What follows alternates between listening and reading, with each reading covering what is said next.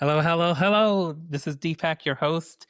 I'm glad to invite you here to our today's episode on the podcast. We're just thankful you are here. And our topic of the show, which is what I like to start off with, is creating engaging user generated content can be a challenge. But what if you could overcome those challenges and bring your vision to life? That's what we're going to explore with Ben, who's the Chief Product Officer of Endo Worlds, a dear friend, someone I've worked with at Roblox and other UGC platforms, and I keep dragging him through other platforms. So looking forward to having a conversation with him. But right now, I want to introduce my host, Elliot. Hey, how's it going, everybody? Elliot, and I am a creative director for Meta Horizon social channels and just all around UGC fan, especially programs like Horizon Worlds, Roblox, stuff like that, where people can be super creative and invite their people to their experiences. I think that's really, really cool. And we've been talking to some really cool people. I'm super stoked to talk about Ben, or talk to Ben today and hear about what he has going on in his history. So, Ben, will you tell us a little bit about yourself? Yeah, absolutely. What's up, guys? So I'm Ben. I have created games. I started out on Roblox in 2008 as a player. And like, I saw this sketchy banner ad and I was like, what is this? It looks like Legos or something. So then I was like, okay, I'll check it out. And it ended up being what I love to do in person, just build, but online. And the moment I played that and I got to blow a building up or something that I built and build planes and rocket launchers and stuff, I ended up getting hooked. I was like, okay, this is really cool. Now, what can I do with this? So, over the 8 years until I graduated high school in 2016, I just played around with it over time and learned how to code through Lua and everything, and moved on from there. Then 2017, decided to make it a career and did Roblox, did Core for a while, and now I'm doing UEFN with our team Endo Worlds and Meta Horizon as well. We just entered there, and it's really low resistance, pretty cool. So yeah, hi, that's me. Most people don't even know that, like, I like to brag on you. Like, Ben does have a toy made from one of his games at Oh, Roblox. really? Yeah. You remember that Like one? available in stores? Like you can go and buy it? You could, yeah. There were 5 different toys launched after everything, and then a sixth toy from a game jam project that I worked with a few guys, and that was it was so cool. Like I went to Dave and Buster's one time, and I went to the prize room, and I saw there are these mystery boxes, and I knew one of them had to have my toy, so I grinded Dave and Buster's until I had enough points to buy the whole box and got my toy. Like I got my toy from Dave and Buster's. I thought that was really cool. It was a neat experience. What's the toy? So man, is it How right do you there? not have that? If I would have it, I just moved He just moved houses. in. He just moved in. I have blank walls and everything. I started off with a caveman. Put graphics up. I don't know. And then went to the cave woman, warrior queen. Oh my gosh, the tax collector, and then I can't remember his name. He was an old man with a beard. He looked like Zeus. and Yeah, it these was, were all based on and the Roblox games he Anubis. made. Yeah, so a lot of them were for Time Clash. Actually, what I created during I went to the accelerator program at Roblox. So yeah, a lot of the toys were from that, and the tax collector game was from our tax game, which was And that interesting. accelerator program is the program that you met Deepak in? I did. I met Deepak there. He He's helped me along a unfortunate. lot. Deepak, you told me a little bit about this. Could you explain a little bit about that program? What was it again? Yeah. So the way we ran the accelerator, we had accelerator and incubator programs. The point of the accelerator program was a lot of creators start off very young on Roblox. And so the thing they have in spades is creativity, imagination. They know sort of like the idea they want to bring to life, right? And they have the passion to work with the tools because the tools were, work in progress, as I like to say. So you sort of have to have the passion to work through that. And that combination creates a great crucible. But one thing I like to sort of mention to people is like a traditional game developer, generally you go to school, you do your undergrad, then you go to a grad school, like a Full Sail or something, a USC, and then you learn something game related, right? Design or production or programming, right?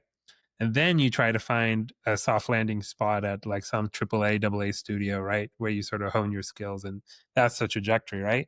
But that's how you learn, right?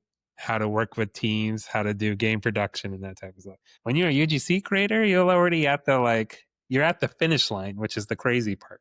But you're missing these lessons, as I like to say, of like, how do I onboard teammates? How do I really understand design? Like, how do I understand how my UGC game, which is just sort of this little trinket in my mind, really position itself against other games?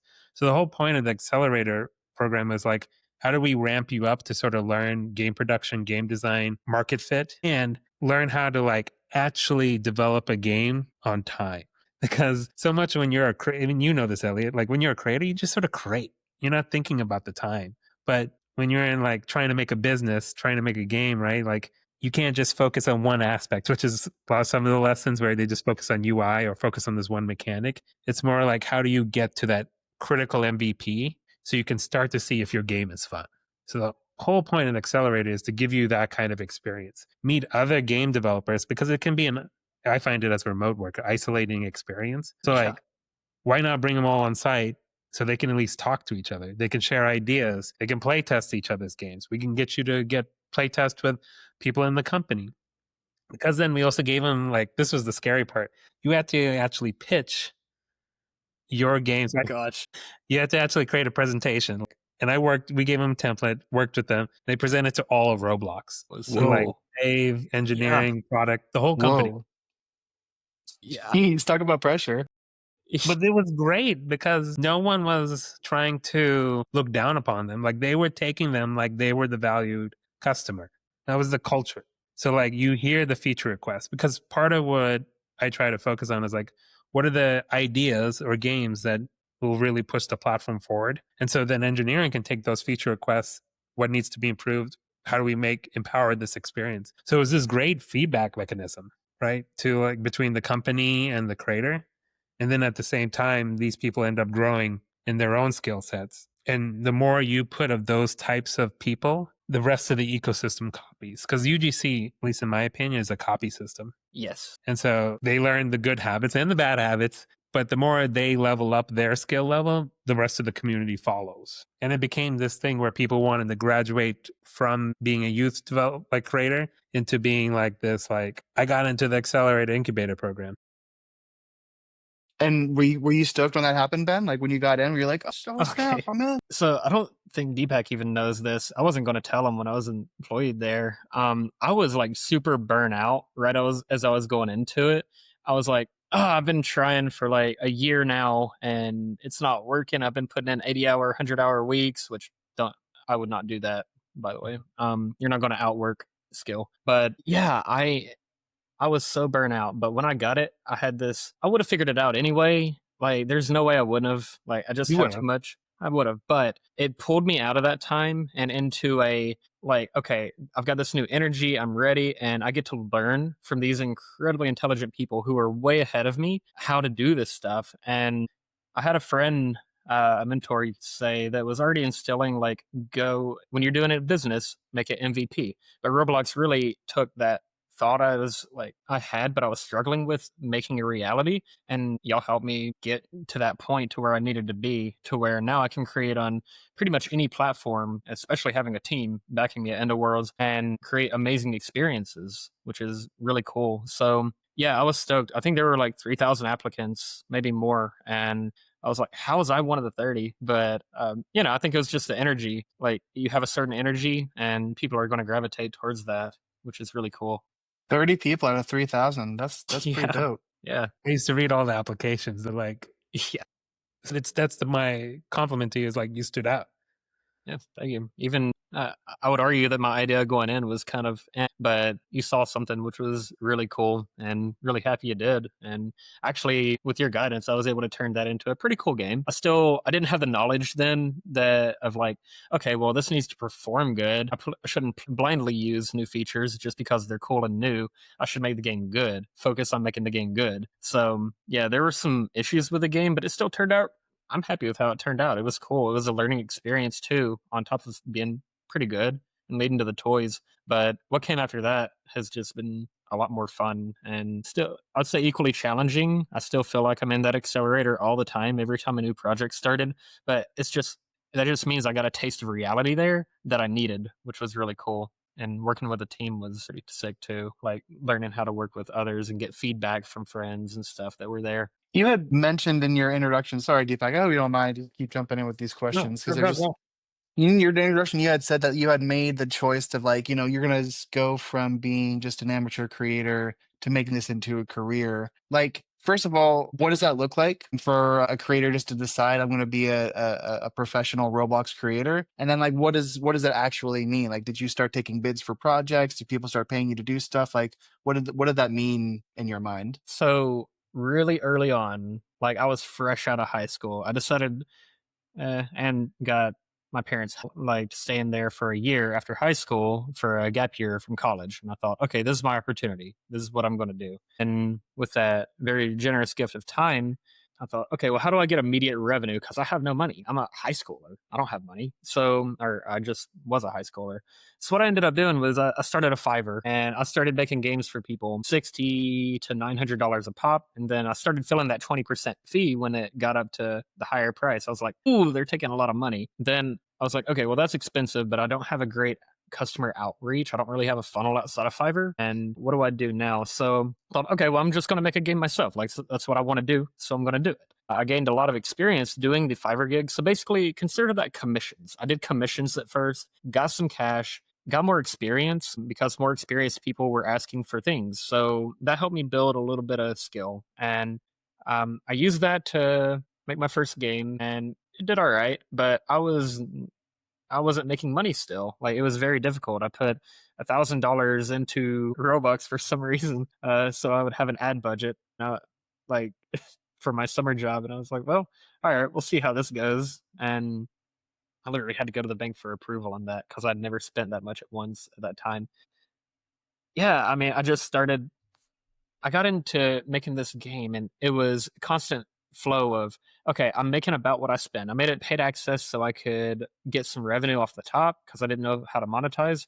And it was just this constant cycle of, okay, I'm making about what I spent. So then the accelerator came around and I learned a lot more about monetization and about everything that I needed to know, which if it wasn't for that, I would have learned probably through just a couple more games of trial and error, which was which I had the trial and error of one game, Time Clash. So yeah, I mean, in terms of what it looked like for me, I was very motivated, very just highly. I had this craving, I guess you could say, and it was going to happen, and nothing was going to stand in my way. And even though nothing felt like it was going right, I was just like, okay, well, I'm going to keep trying until I just have to do something else, like literally have to. So and then I would have kept doing that on the side. So yeah, I mean, that's what it looks like for me. That's great. That's awesome. Yeah. It's sort of related. Like, you have this, you've had a long experience, like obviously, and you've gone to different platforms and everything. So, like, Yeah. the reason I invited you on the show was like,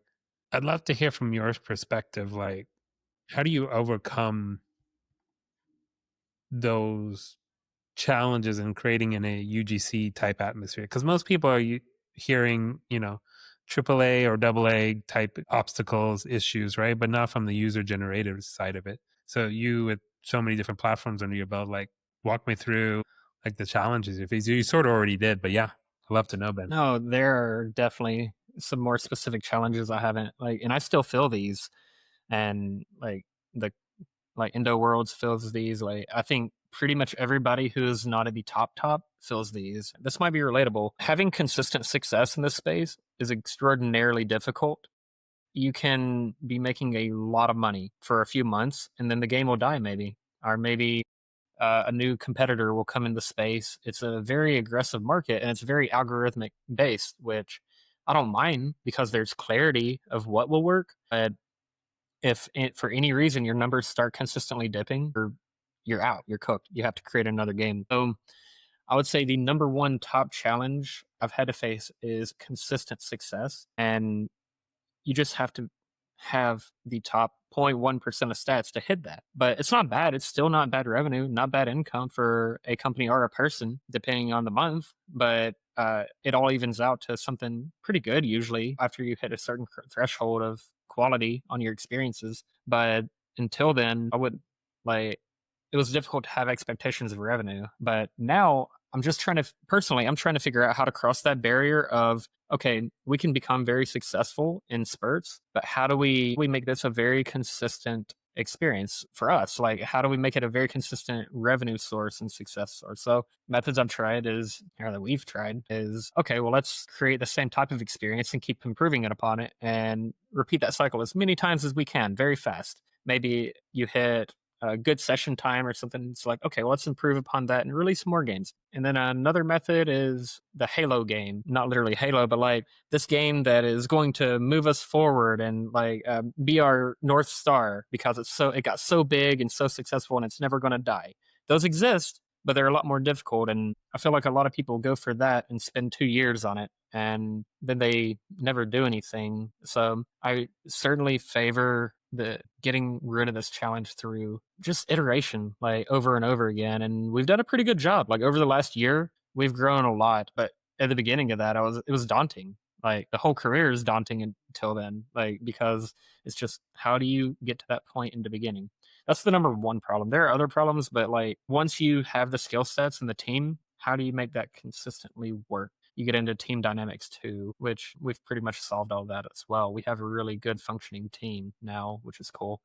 I have a question about the Roblox community. Yeah. I kind of understand the Horizon community pretty well. I am trying to see like is there parallels between the two? Like would you say that like when you say the people up top like that are building all like the really good games, like when how many studios creators would you say that is? Is that like hundreds of people, hundreds of creators, or is that Yeah. like okay? That's definitely hundreds because I have friends in the top 2,000 who are making a living wage solo. So they're a minimum hundreds. There are so many people doing really well, and that's amazing. And then you have even more amount of people, probably the top five, it might be closing in on 10,000 who are more like me, who sometimes have a game hit really big and then it just kind of dies down. But they have a pretty decent income for the year. But outside of that, it's like, all right. Well, we're not that consistent. We don't have that top 200, top 1,000 game yet, but I would say the market on Roblox is pretty vast. And then in between the two, you have UEFN, which we have a lot of experience. I have a lot of experience in it now. UEFN has a surprising amount of creators doing really well. I don't know the numbers on that one, but I would say 100 to 300 probably that are just absolutely slaying, maybe more now. And we're one of those. That's our biggest revenue source right now. We've been working on tycoons for a long time there, but we just started operating the pit as well, which is the number one game on Fortnite, especially PvP. And we've been uh, growing that game.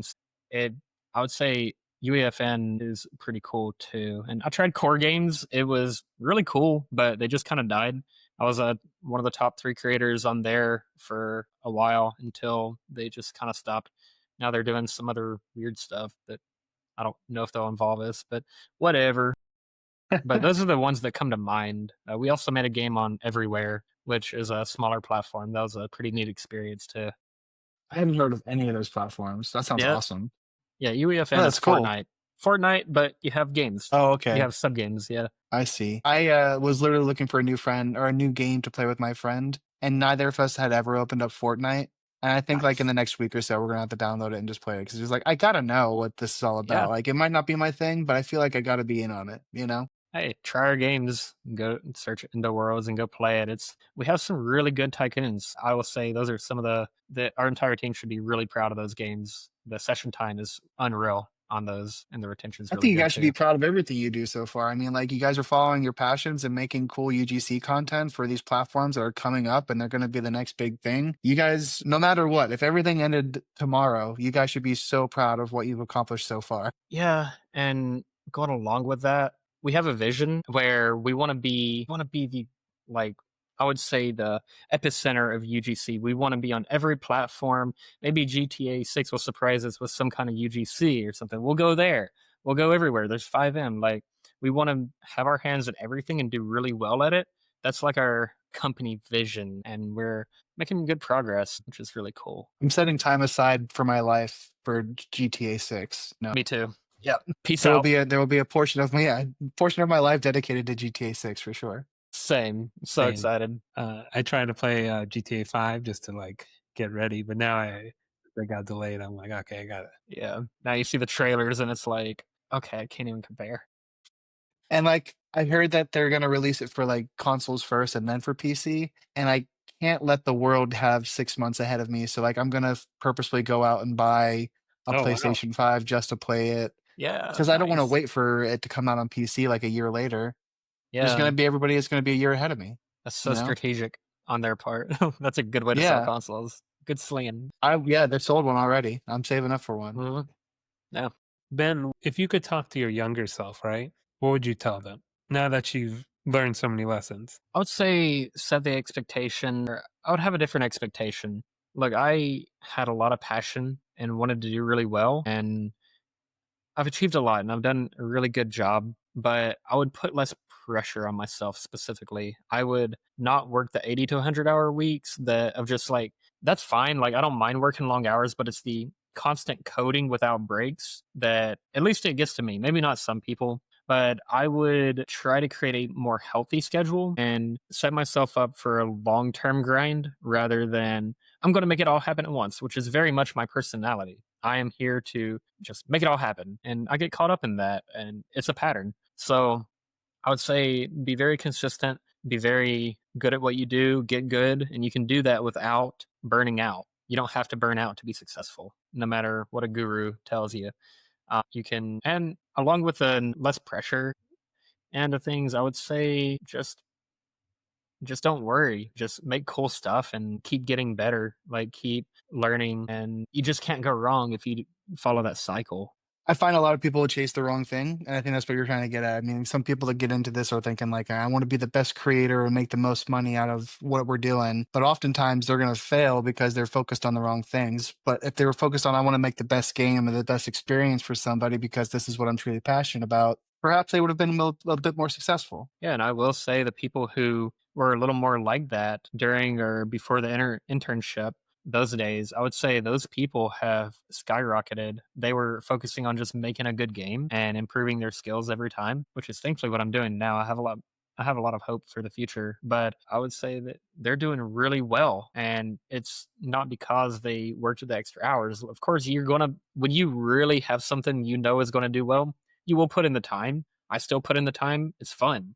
Like I just put in uh, hours similar to that on the Meta game, Meta Horizons. We released Grass Simulator, and I think it was worth it. It's just really fun and fulfilling, even though it's hard. But I wouldn't do that for months at a time again. And I've seen examples of, like I said, of friends who've done really well without doing that. Yeah, when you dive into a creative project like that, it doesn't feel like work. It doesn't feel like you're grinding for Not 18 at all. hours. It just feels like, "Ah, I got to get this project done." Yeah. And like you're making progress, so you like it. It feels good. Yeah, and after those times, you've got to decompress. You got to have some you time. You can't go right into the next thing, which I like to do. I'm like, well, I have this other idea. What's stopping me from just working on this right now? Well, that's the pattern that I get into anyway. I've through trial and error, we'll call it, right?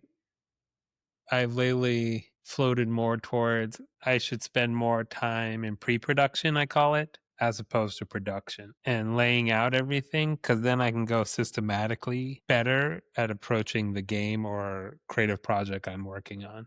Because when I'm just sort of just like, let me just put the hours in, I just like go endless. Yeah. Whereas if I make a small vision, then figure out all the things before, then I can like execute faster. At least that's what I've noticed. I like Yeah. having a plan for a new creative project nowadays. I used to kind of go into whatever creative project I was in and just kind of go nuts and just start to create. But now anymore, I definitely like to see kind of a roadmap of where I'd like to go and then try to make a step by step to get to that area. Yeah. What are you working on in Horizon Worlds, I wonder? All right, we worked on a grass simulator style game. I didn't see many simulators. When I say simulator, I mean a traditional Roblox simulator where there's a really tight core loop of collect something, sell, upgrade, collect, sell, upgrade, like that. And then you go to different areas. And then maybe there's a rebirth mechanic or some other mechanic on the end. So I thought, okay, well, this is an excellent opportunity to bring that to this platform. That would be really cool. Worked on that and had a lot of help, had a tremendous amount of help. I didn't know TypeScript. I didn't know how to use the meta engine, which was actually pretty easy to onboard to, but TypeScript was really not working with my brain because I'm not used to strict language. I'm used to Lua, where it's free and easy. But yeah, so we made that and really proud of it. It needs some updates after judging for, we did it for the meta competition.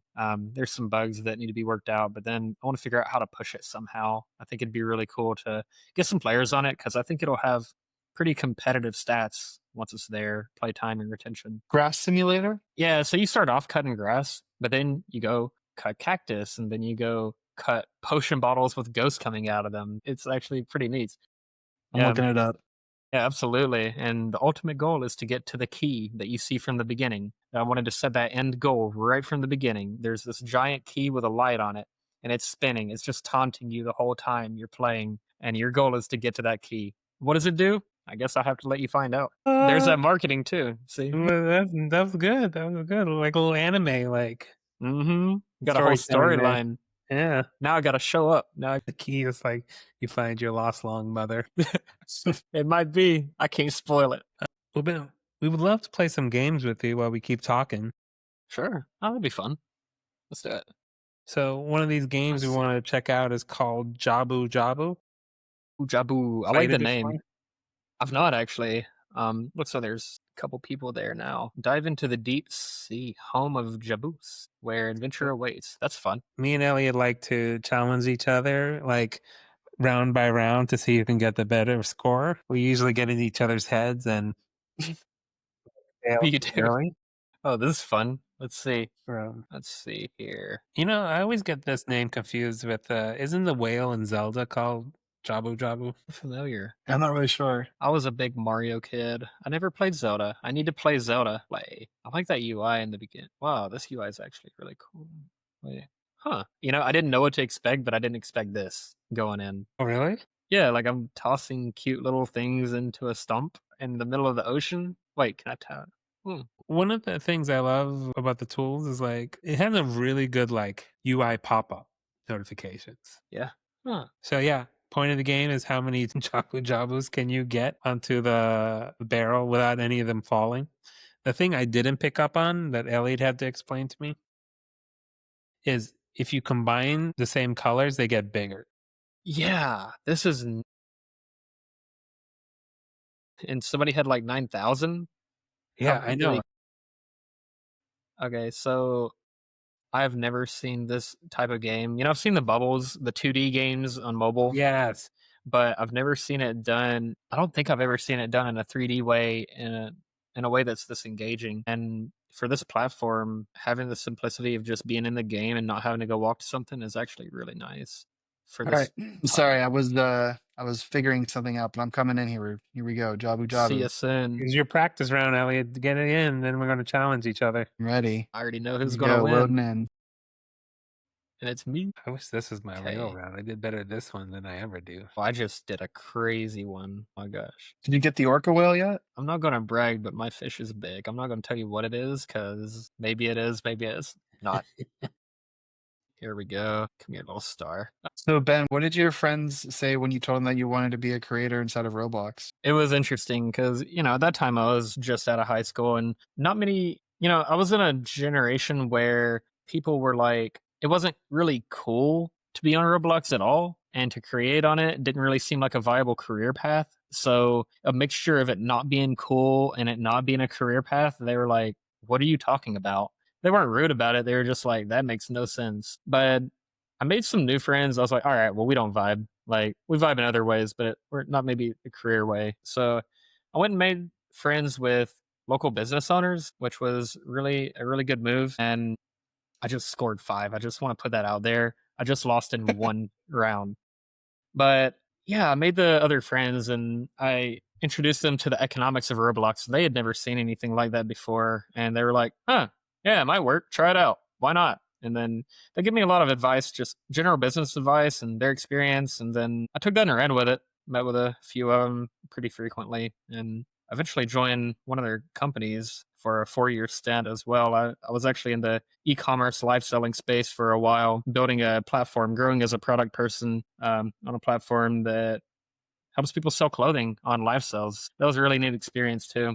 That was a big portion I of my always meant to experience. ask you what happened to that. Oh, it sold. Yeah. So it grew and grew and grew over COVID, and then it sold at a $1 billion valuation, which was really cool. It ended up being a unicorn company. So I was employee, I believe, number 8, which was crazy. I grew from, we basically had a team of people from other countries, and I ended up kind of managing that team. Like the CEO would say, "Hey, all right, we need this done," or give me a list of things that I thought should be done, and then I would write up the tickets and then manage the development of it and then do the QA, all this, and then we would launch the feature and did that so many times until we grew to the point to where it was very painful for it to just be inexperienced person. Then we got into a phase that was pretty long where there were just a few of us and we were splitting up work, making the team a little more official, a little more big company, but not too crazy. And then we got an investment like hyperscaled, like grew really fast. And that was the time it became very big company, I would say, and very formal and official. And we hit that revenue mark or that GMV mark, which was nuts. And the company sold fully at that point to another investment firm. And then after that, economics slowed down. Live economics did because COVID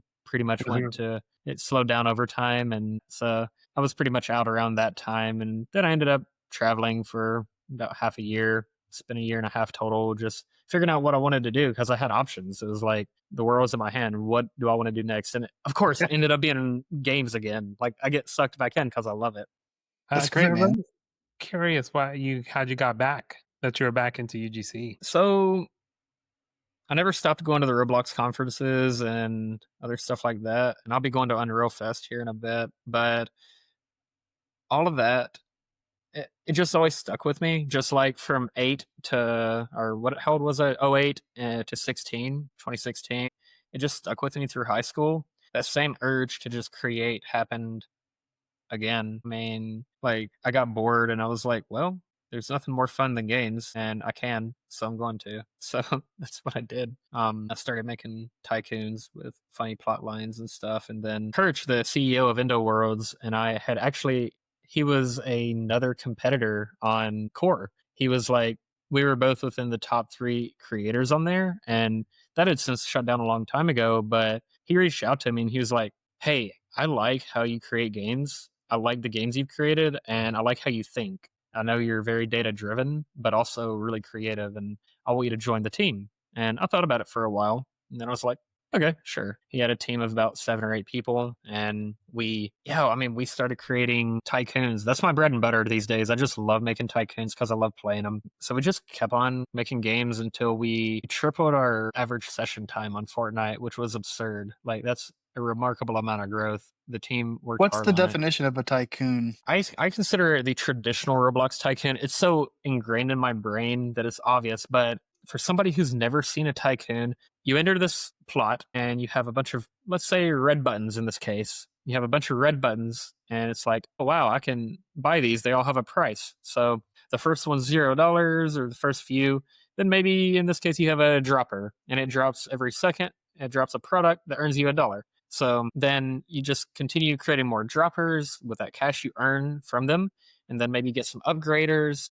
That's the Oh, I see. I see. traditional, yeah. And then you build a base, and maybe you have a war or something too. So then that's like the early definition of tycoons. Now you have like restaurant tycoon or Roblox, where you drag and drop these desks or tables and everything. You have customers come in and you create an entire business. I love the business simulating tycoons. My favorite is probably Theme Park Tycoon 2 on Roblox. That was the most in depth one I've seen on that platform. And yeah, so it's, I don't know how to say that. It's like a incremental experience where it's attached to building a base. It can be finite progress, but a lot of times there's a way to reset. Yeah, yeah, yeah. That makes sense. Yeah, It's all about growing, which is like a fun mechanic. it is. Ben, what's the Really? challenge that most people don't realize about a UGC creator, being a UGC creator? Challenge that most people don't realize for me, like getting a team organized is just like any other company, like creating a product, right?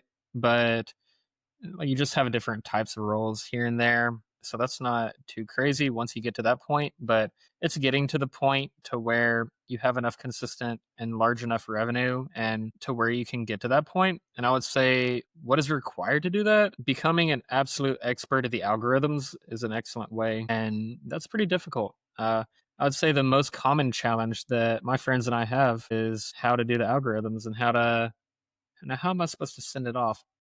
You're always welcome on the show. Awesome. Again, if you ever need anything, always let us know. Happy to help wherever you are.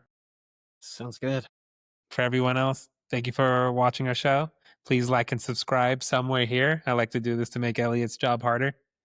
And we'll see you next time. Thanks. There, Thank you both. everybody.